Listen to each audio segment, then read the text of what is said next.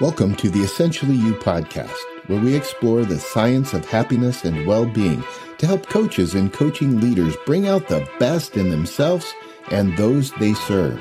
If you're looking for new approaches to serve your clients or looking to create a culture of positivity and well-being in your organization, join me, Mark Mathia, on a journey of discovery and inspiration.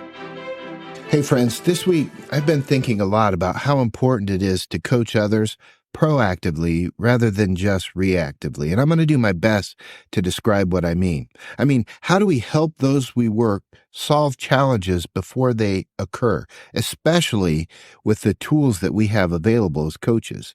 This means finding ways to anticipate situations and practice mentally how to use their talent, strengths, and skills to solve the challenges that have yet to happen. You see, I believe that proactive coaching offers several benefits over simply coaching in crisis. Now, they're both good, but the goal of making coaching a forward-thinking process is that it helps prevent problems from happening in the first place. Can you say #win?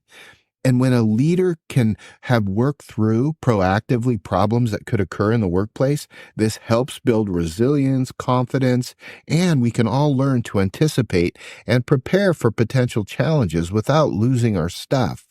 This makes coaching and coaching leadership a practice rather than a technique. Let me explain what I mean. A coaching practice involves this forward-thinking approach to help individuals and teams anticipate and prepare for potential challenges. It means we come up with alternative solutions before the problem even happens. And on the other hand, though, coaching just in the crisis or in the moment, that tends to be more reactive and focused on the emotion and addressing those problems that have already risen. While both are important and valuable in the coaching setting, a coaching practice, I believe, is more effective in building resilience and preventing issues from happening in the first place. Now, proactive coaching techniques can save time and resource in the long run, but it takes a little work to get there in the coaching session. By identifying and addressing potential problems early on, we can work with our talent to help prevent much more significant and costly issues from arising. Now, this will save our talent time, money, and a lot of effort as they can achieve their goals more efficiently. Now, as I think about my last week and the coaching efforts I had, I recognize that being proactive is way more helpful than simply talking through the challenges and all the heightened emotions that come into the session. A proactive, positive psychology coaching effort throughout the year should have elements in your leadership that look like this. So these are some ways that you can begin to adopt proactive measures and help the talent that you serve adopt proactive measures. First, promote a positive psychology principles in the workplace. And that simply means that we encourage those we work with to adopt a strength-based approach. By focusing on identifying and utilizing strengths and positive attributes during turbulent times, this helps grow resiliency and optimism.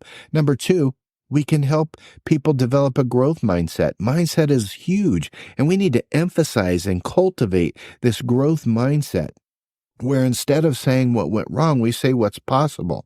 And when we can do that with those we serve, we can then view challenges as opportunities for growth, and we can just accept it as learning. And when we can promote a team dynamic where mistakes are seen as part of the normal process, then we add psychological safety to the equation of our leadership tools. We can help build emotional intelligence, or EQ, and this is how we guide the organization, enhancing the EQ of our members by understanding and managing their emotions. Every emotion is good, but when we can begin to understand our own emotions and how to leverage them, kind of pull them up on demand rather than them kind of taking over, that helps us develop deeper levels of empathy, which will help us be better communicators, and this will foster a more collaborative atmosphere during difficult times. This one's kind of goes without saying, but we should implement well-being initiatives, and we should just propose strategies to support employee or associate well-being.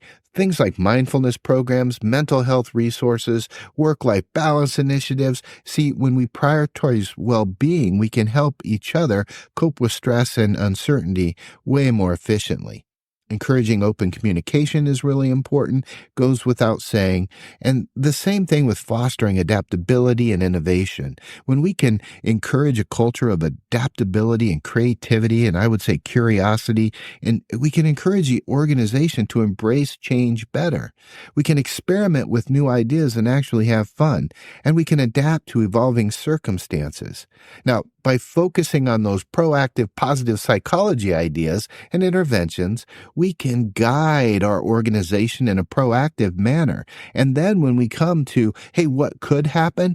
We can already overcome struggles by empowering our clients and the talents we serve to foster this culture of growth and resiliency. Now I'm going to dial it down even more specific so you understand. And when it comes to coaching using things like Clifton Strengths, it's essential to help our clients or the talents we serve identify and utilize their strengths proactively. And this can be done in the coaching session. And we know this, that research has absolutely shown that helping individuals use their strengths every day at work leads to higher engagement, reduces anxiety, and causes a deeper career satisfaction level, all of which is necessary for us to really overcome the hard times. Now, utilizing one's strengths will reduce anxiety levels because we've already worked through it. And the constant use of our practice of our strengths reduces the counterattack of negative self-talk and self-doubt, which helps us stay confident in moments of crisis. And we can use our strengths proactively by going through the regular coaching techniques of naming, getting to know your strengths, claiming them, figuring out how they work in the individual talent, and then aiming them. The aiming them is critical, and I would say the proactive component of this. Pick a problem, any problem, and practice strength by strength, using that strength to solve it. Look, when we as leaders and coaches can help those we work with use their Clifton strength themes proactively, we will reduce anxiety, we will increase engagement at work, and we will increase career satisfaction. Coaches, coaching leaders, I think we need to all realize that when we embrace a proactive coaching methodology, we are going to inspire the future through guided efforts and forward thinking. And I think that's a really healthy way for a coach and our clients to serve. Now, after all that convincing, you may wonder, what does it look like? What does a proactive leader in business or whatever look like? Well, let me shift our focus to the history of the NFL and one notable figure in particular within professional football. And this was a prominent leader whose impact and proactive stance transformed the game. It's Vince Lombardi. Vince Lombardi is a legendary figure in American football and is renowned for his exceptional leadership skills as a coach. Lombardi's coaching tenure with the Green Bay Packers in the 1960s left an indelible mark on the sport and set a new standard for excellence in coaching and team leadership. Well, what did he do? Well, as a proactive leader, Lombardi instilled a culture of discipline, hard work, and dedication within the Packers organization.